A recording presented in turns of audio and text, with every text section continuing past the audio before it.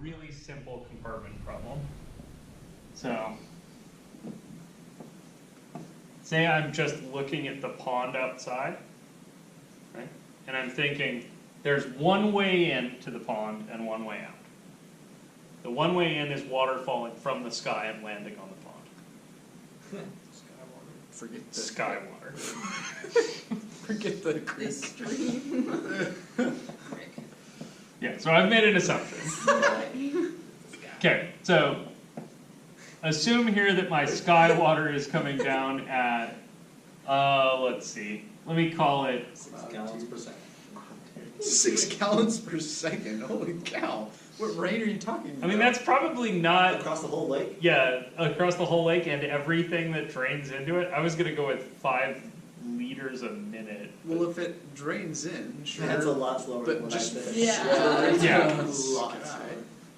But I mean, within a factor of 100, and I don't know, I'm just guessing, right? So I'm just going to say it goes in at 5 liters a minute, right?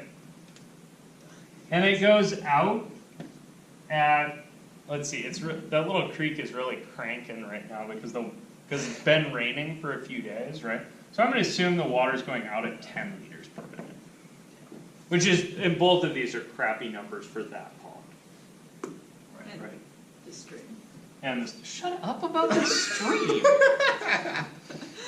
I wanted something that was draining pure water in here, right? There's dirt in the streets. Concentration. Yeah, there's you should do the dirt in concentration of geese. Okay, and I'm going to assume the volume of the pond is 10,000 liters just for kicks.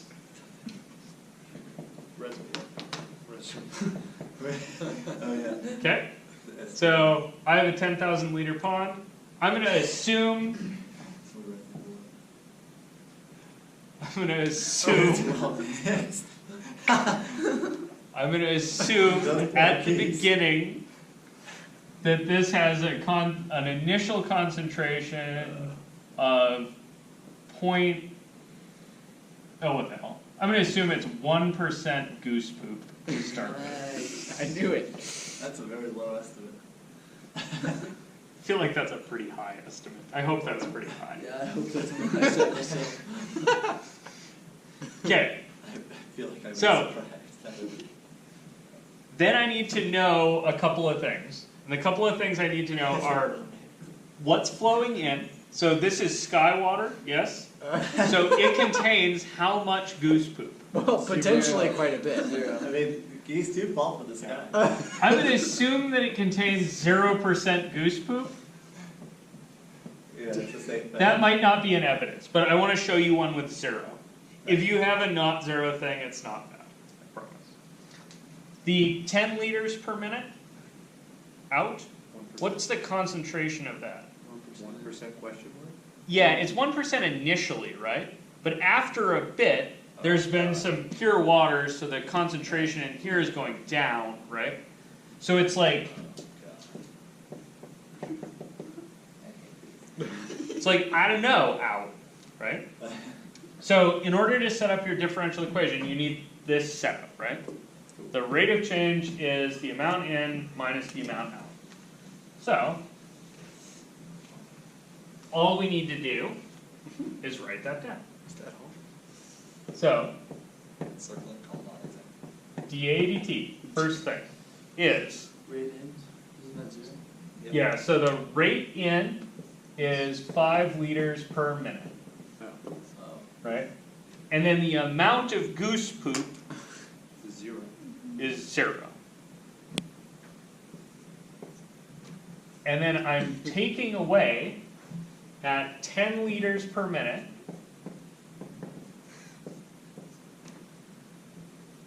I have 1%. times 1%, and it's worth noting the units on that. Yeah. So that's 1 liter goose poop One, per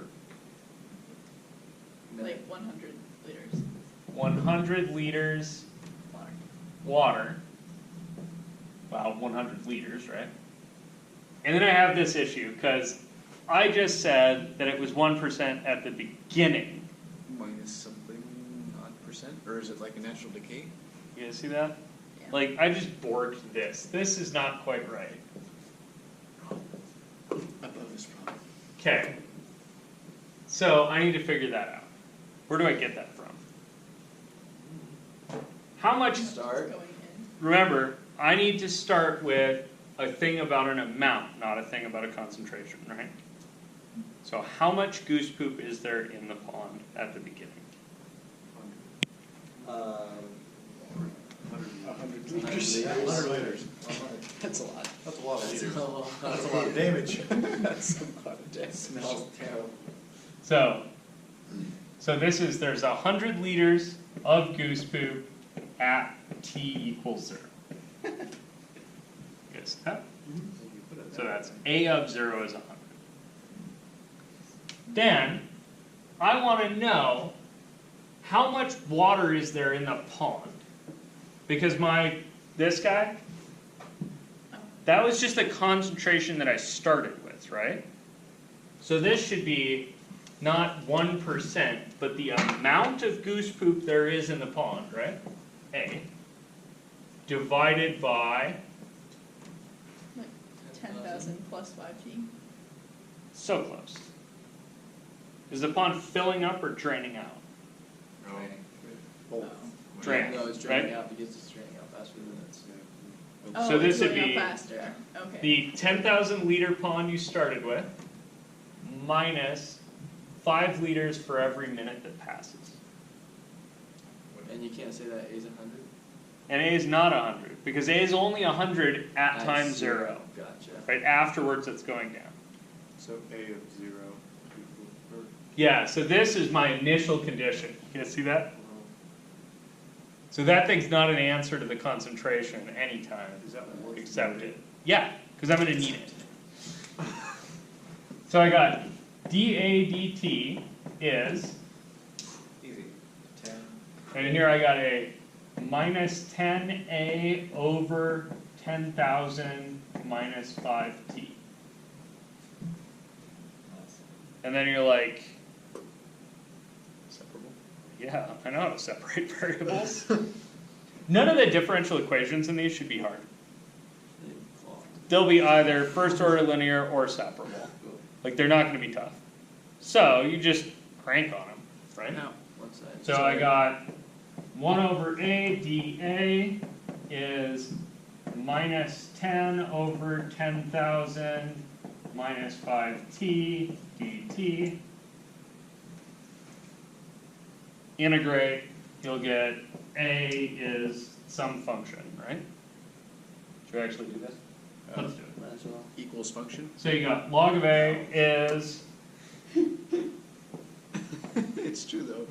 yeah, equals function. And then on the other side here, you need a little u substitution, right? You're like, alright, so u is 10,000 minus 5t. So du is minus 5 dt. And DT. And then I know Gabe hates this, so I'm gonna do it. And you might as well make it positive. Wait, what? Yeah, exactly. Exactly. Joe, you might as well make it positive. What do you mean make it positive? Negative 5 DT. Yeah, Might as I well got my just- negative 5 Oh, dt. okay, that's fine. I had a negative 10 on top, and I broke it into negative 5 times 2. Yeah, Oh, so what you yeah, did. got it. Okay. Okay, so I got the integral of, I guess twice the integral of 1 over u du. Well, put it like that. So I got natural log of the absolute value of A is 2 log of the absolute value of 10,000 minus 5t. Oh, and you can exponentiate both sides. Oops, what did I lose? Plusing. Yep, add a constant. So you get Yeah. A as a function of t Hey, is, oh, I probably shouldn't use A, right? Yeah, doesn't matter. I need a letter, K, some constant, K times times, 10,000 minus 5t quantity squared.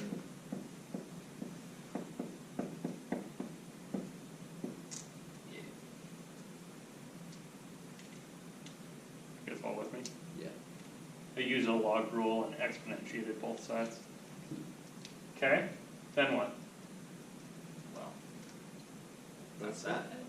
No, Oh. one more step. Oh, you have a plus C, Oh. then you have an initial condition too. Yeah, I have a constant k, and I know an initial condition.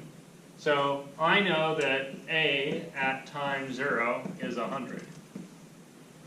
Also, a at time 0 is this thing, k times 10,000 squared. So k is whatever you get out of that. Not very big. Right? Why is k not very big? Just as good as 10,000 squared. Yeah. And it's a really big pond, right? So A should be basically just a number, right, with a very small rate of change. Right, because you expect the concentration to be basically constant. So you get K is 1 over 10 to the 6th. Yeah. So your A then is, Microliter.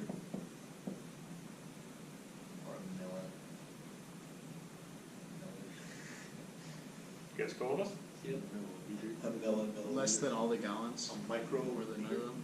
So microliter, right? this is, A milliliter. what did I actually answer with here? The rate of poop A function. for water? No, No. it's the concentration. It's the No. amount. No, It's the I amount. answered an Right. amount question. If somebody asks you a concentration question, you're, because of this technique, you're gonna tend to answer in an amount, right? So the concentration as a function of T is, A of T over V. perfect, is A of T, which you already have, right? So 1 over 10 to the 6th times 10,000 minus 5T squared, all over 10,000 minus 5t. 10,000 minus 5T. So, And then you can slash one of the things And on then there. you can slash one of those. okay. Yep. So you get concentration and amount. There is a tendency, because of this technique, to get the amount and quit. If they ask you a concentration question, make sure you divide the volume. If the volume's changing, right, then that becomes an interesting thing. That becomes like Cal 3, maybe. Oh god. Becomes at least interesting. When does this model break down? When it exceeds when the amount in is greater than the amount out. And Oh it yeah, starts- take overflows or empties. Yeah, when the tank overflows or empties. So Yeah, negative. right? I'm losing my net flow, right? Is 5 liters per minute out, right? So if this was actually draining from the bottom of the pond, which it's not, right? Then I would have a problem at 10,000 over 5,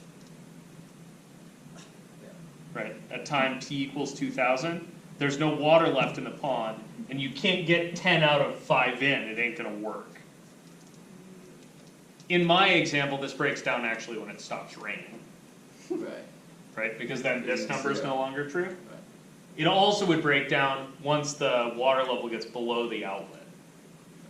Right, and then you switch from water going out due to stream and evaporation to just going to So evaporation. then basically it'd be just like moving that little thing up, right? Yeah. To get it more realistic. Yeah, if I was Right. drawing my pond more realistically, it actually drains like this. Right. So it has And to- actually also trickles into the ground and does some Right. other weird stuff, right? So it's just a model. Gotcha. And that's one thing that people don't tend to appreciate about math. A lot of the time what you're doing is you're making a model that has little to no bearing on reality. Right? Sometimes the answer you get out of your model is useful. Other times it's not. The usefulness of a model depends on how accurate you need to be, how closely you model the situation, and kind of on how solvable it is. You can write down the world's best differential equation for this pond, but you're not going to be able to solve it, and so it's not super useful. Sometimes the simpler model is nice because you can solve it. Sometimes the more complex model is nice because it gives you better answers. Someplace in the middle is reasonable. Cool?